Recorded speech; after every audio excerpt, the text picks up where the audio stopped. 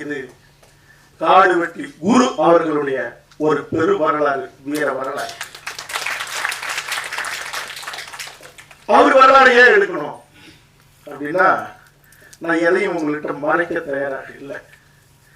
எந்த சமூகமானாலும் தமிழ் சமூகம் பாதிக்கப்படும் போதெல்லாம் ஓடி ஓடி நின்று போராடி மிக கடுமையாக பாதிக்கப்பட்ட நிலையில ஏன் நான் காடு வெட்டி குரு அவர்களுடைய வரலாறு எடுக்கணும்?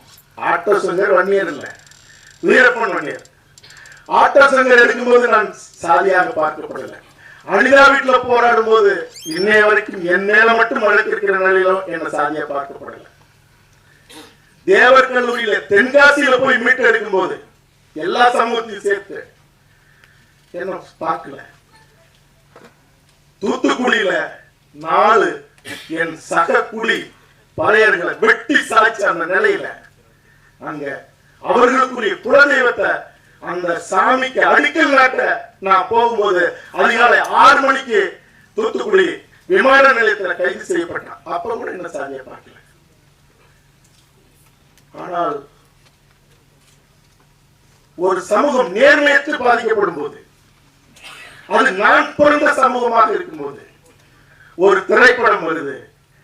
அந்த திரைப்படத்தில் இருக்கிற அந்த கதாபாத்திரம், அந்த கொடூரமான காவல்துறை அதிகாரி, அவன் வேற ஒரு தமிழ் சமூகம். அந்த சமூகத்தை கூட நான் சொல்ல மாட்டேன். ஏன்னா அவ்வளவு கொடூரமான தேவாரம் எங்க வீட்டு பெண்களை எத்தனை பேர் செதைச்சு வன்முறைச்சி செஞ்சு 3 நாள் துணி கூட கொடுக்காமல் நிர்வாணப்படுத்தி நின்ற நிலையில அப்பொழுது கூட அந்த காட்டுமிராண்டினுடைய சாதியை நான் சொல்லல. ஏன்னா 50,000 ஆண்டுகள் வரலாறு கொண்ட தமிழ் பேரினத்தின் ஒரு பிரதிநிதியான அந்த சமூகத்தை சொல்லி இழிவுபடுத்த கூடாது. ஆனால் வேற ஒரு சமூகத்தவனை அவன் பெயரை வச்சு, இவர் குரு அவர்களுடைய பெயரை வச்சு அவர்களுக்குடைய சின்னத்தை அங்க பொறுத்து இன்னைக்கு அதை அவமானப்படுத்தின நிலையில ஏன் இது தவறு? ஒரு அற்புதமான படைப்படுத்தி ஏன் இதை செய்யணும் போது திருமண பக்கம் என் காது செவிடாகிற அளவுக்கு நான் சாதி வெறியனாக கட்டமைக்கப்பட்டேன். அப்ப என்னுடைய நண்பர், என்னுடைய சகோதரன், ஒரு ஊடகவியலாளர், நீ செஞ்சது தப்பு, கௌதமன் கேட்டதுல என்ன குறை அப்படின்னு அந்த இயக்குநர்கிட்ட கேட்ட போது, ஆமா எனக்கு தெரிஞ்ச வரைக்கும் அவன் தாதா தானே, ரவுடி தானே, ஏன் உங்க கௌதமன் சந்திரக்காடு எடுத்தாருல்ல, அவனுடைய வரலாறு எடுக்கட்டும், சொல்லட்டும். சொன்ன போது ஒரு புன் சிரிப்பு மட்டும்தான். ஏன்னா என் இனத்தை பார்த்து, என் தமிழினத்தை பார்த்து சவால் விடும் போதே எவனாக இருந்தாலும் எதிர்கொண்டு ஐநா சபை வரைக்கும் போய் 3 முறை நின்னா, நான் பிறந்த சமூகத்தை நேர்மையற்ற முறையில கரைப்படுத்தும் போது அந்த சமூகத்துல பிறந்ததுனாலேயே நான் கேட்டதுக்காக என்னை இப்படி கரைப்படுத்தும் போது ஒருத்தன் அறத்தோடு வீரத்தோடு நேர்மையோடு வாழ்ந்த ஒரு வரலாற்றை அசிங்கப்படுத்தும் போது வேடிக்கை பார்க்க கூடாதுங்கிறது மட்டுமில்ல காரணம். நான் பூசி மொழிகள்லாம் ஒரு காலமும் பேசுனதில்லை, இப்பவும் அதைத்தான் நான் சொல்ல போறேன். என்னன்னா, தமிழ் சமூகத்தின் உலகத்தின் மூத்த குடி தமிழ் குடி, கல்விப்பேரர் சிவயம் அவர்கள் எழுதியிருக்காங்க. அந்த மூத்த குடியில பெருங்குடி வன்னியர் குடி. அது பெருமைக்கு தம்பட்டமாக சொல்றது இல்லை. அந்த பெருங்குடிய நீ யாரோ ஒருத்தர் அசிங்கப்படுத்தும் போது ஒட்டுமொத்த அந்த தமிழ் சமூகத்தில் இருக்கிற அந்த பெருங்குடி கொந்தளிச்சு நீதி கேட்கும் போது, ஒரு மாடு ஆடு நாய் கிட்ட கால் பட்டா கூட அது கத்துச்சா ஐயோ சாரி அப்படின்றோம். நம்ம ஒரு பொருள் மேல கைப்பட்டா தொட்டு கும்பிடுறோம். ஒரு சமூகமே கதை தப்புங்குது. ஆமா நான் சொல்லுவேன், உன்னால என்ன செய்ய முடியும்? ஆமா அப்படின்னு என்ன திமிரு, என்ன அகங்காரம். இதே இடத்துல என்னுடைய சந்தனக்காடு அந்த காட்டுமிராண்டிகள் செலுக்கப்பட்ட அந்த செந்தமிழ் நாடுன்னு அந்த படைப்பிங்க போட்டு இதே இடத்துல நான் பேசினேன். நாங்க பேசுறதுக்கு அப்புறமும் அதே திமிரு, அதே கொக்கரிப்பு. அப்ப நான் சொல்றது, உனக்கு எதிரினா அந்த சமூகத்தின் தலைவர்னா உனக்கு ஆளுமை இருக்குன்னா ஆண்மை இருக்குன்னா நேருக்கு நேரம் போது. ஆனால் இந்த சமூகத்துல ஒரு பெருமொழியா தமிழ் மொழிக்காக இனத்துக்காக எல்லாரும் நிற்கிறான். என்னை பொறுத்த வரைக்கும் தமிழ் சமூகத்துல அவன் யாராக இருந்தாலும் இந்த இனத்துல எந்த ஒரு சாதி பெரு சாதி இல்லை, உயர்ந்த சாதி இல்லை. எனக்கு மேலானவனும் இல்லை, எனக்கு கீழானவனும் இல்லை. அப்படி ஒரு நிலையில நீ கொந்தளிக்கும் போது கூட திமிரா பேசுறதுங்கிறதும், அந்த சமூகம் நான் எதுக்கு தமிழுக்கு நிக்கணும், நான் எதுக்கு இனத்துக்கு நிக்கணும், நான் ஏன் ஈழத்துக்கு நிக்கணும்னு ஒரு பெரும் இளைஞர்கள் கூட்டத்தை கொண்டு அந்த சமூகத்தை கோபப்படுத்தி பார்க்கறதுல உனக்கு என்ன நியாயம் இருக்கு, உனக்கு என்ன அறம் இருக்கு?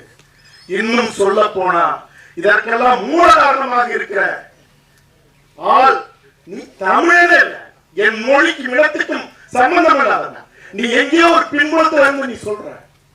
அப்ப தமிழ் சமூகத்துல எழுச்சியோட ஒரு நிக்கிற எந்த இடமாக இருந்தாலும் அது சின்ன சமூகமா இருந்தாலும் சரி, பெரிய சமூகமா, ஆனா பெரிய சமூகமா இருக்கும்போது அவர்கள் உரிமை மறுக்கப்படுறதும், அவர்கள் அடக்கப்படுறதும், அவர்கள் அவமானப்படுத்தப்படுறதும் ஒரு பெரும் சமூகத்துல நிகழ்ந்தா அவனுக்கே இப்படி நிகழ்ந்துருச்சுப்பா, நாம என்ன செய்ய போறோம்?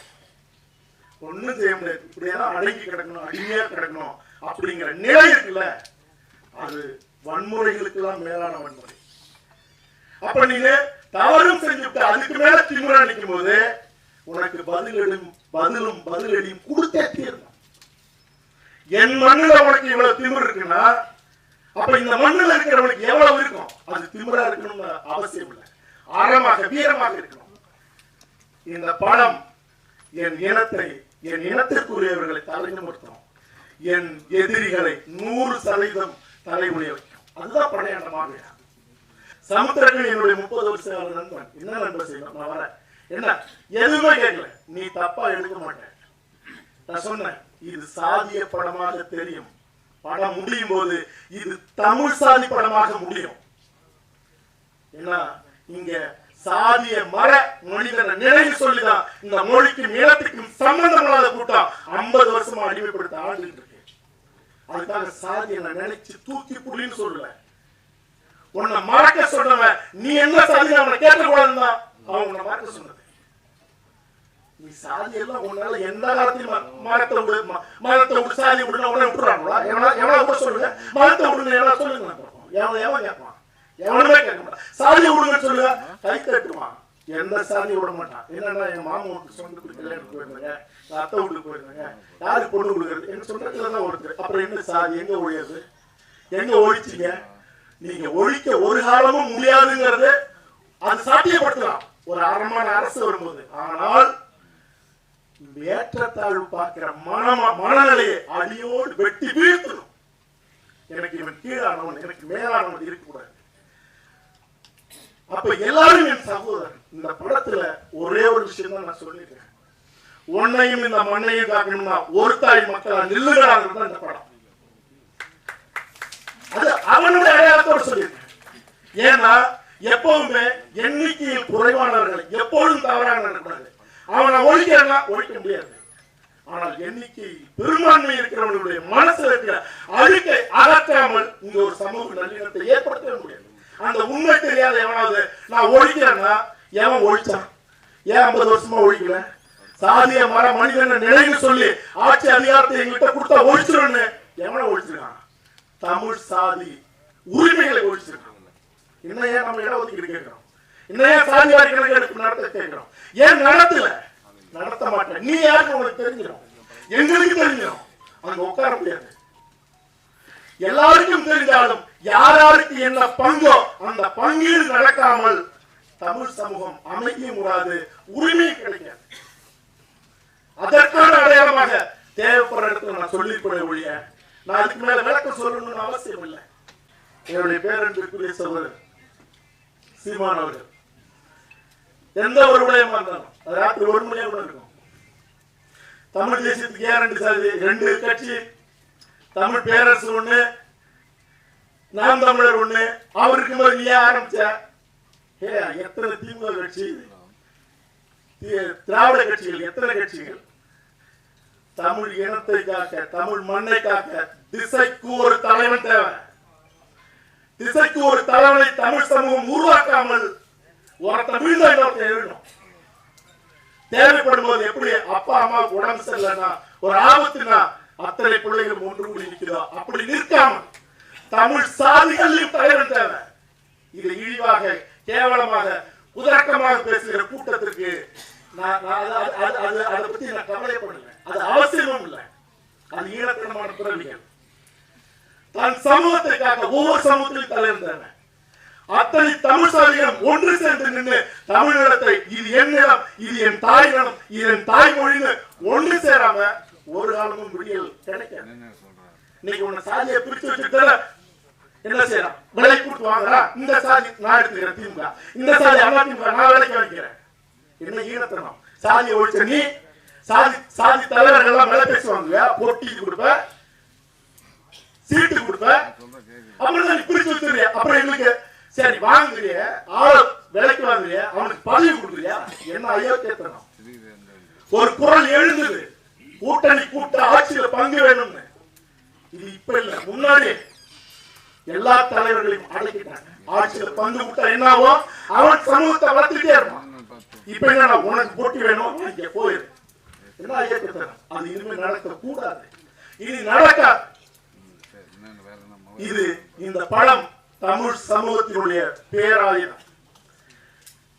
இப்படி எல்லாம் எண்ணற்ற பிரச்சனைகள் நடக்கும் போதுதான் அது எதுவாக இருந்தாலும் முன்னாடி சொன்னது போல ஏன் ரெண்டு கட்சி நாங்கள் எப்போதுதான் மேடையில் சந்திக்கிறோம். எப்ப தேவையோ அப்பொழுதெல்லாம் நாங்கள் பேசிட்டே தான் இருக்கோம். நான் விழும்போது ஒரு காலமும் அவர் வேடிக்கை பார்க்க மாட்டார். அவர் விழும்போது அல்லது அவர் வீழ்த்தப்படும் போது அவன் எவனாக இருந்தாலும் இல்ல எவனாக இருந்தாலும் நான் போய் நிற்போம் முதல்ல.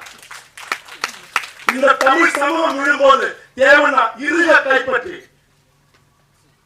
அவரோட மட்டும் இல்ல இன்னும் தேவையானவர்கள் எல்லாம் ஒரு நேரத்தில் காலம் ஒன்று சேர்க்கும். என் இனத்தின் எதிரிகள் இந்த மண்ணிலிருந்து ஓட ஓட அடிச்சு விரட்டாம இந்த மண் இந்த இனம் தலைமை விடாத எங்கள் தலை சாயாது. படையாண்ட மாவீரா அதற்கான தொடக்கம்.